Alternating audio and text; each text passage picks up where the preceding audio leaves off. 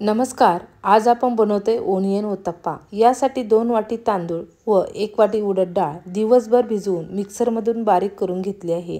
रात्रभर हे मिश्रण असेच ठेवले आहे। दुसऱ्या दिवशी मिश्रण छान फुगलेले आहे। यामध्ये लाल मिरची, लसणाची चटणी, जिरे पावडर आणि भरपूर चिरलेला कांदा। आता ओनियन उत्तप्पा म्हटलं की कांदा भरपूर लागतो। जेवढा तुम्ही कांदा घालताल तेवढा ओनियन उत्तप्पा आपला टेस्टला छान होतो। बारीक चिरलेली कोथिंबीर, चवीपुरते मीठ, हे सर्व मिश्रण आपल्याला छान एकजीव होईपर्यंत मस्त मिक्स करून घ्यायचे आहे। तव्यावरती तेल किंवा तूप टाकून आपल्याला हा ओनियन उत्तप्पा तयार करून घ्यायचा आहे।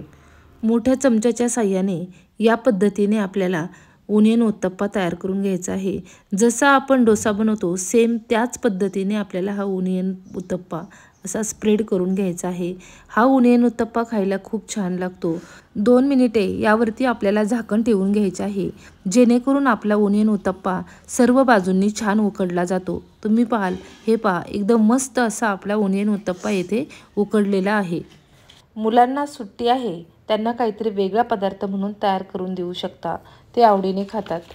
उन्हाळ्यामध्ये जेवण कमी करतात, त्यावेळी असा ओनियन उत्तप्पा बनवला तर एन्जॉय करून मुलं किंवा घरातील सर्व व्यक्ती खातात।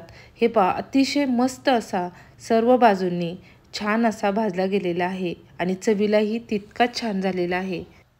रोज रोज तीच भाजी भाकरी, भाजी पोळी खाऊन कंटाळा आलेला असतो, त्यावेळी अशा पद्धतीने तुम्ही हा ओनियन उत्तप्पा नक्की ट्राय करून पहा।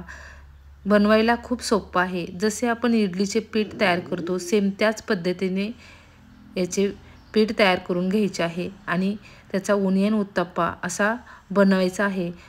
खूप छान आणि कमी वेळेत, कमी मेहनतीत तयार होतो।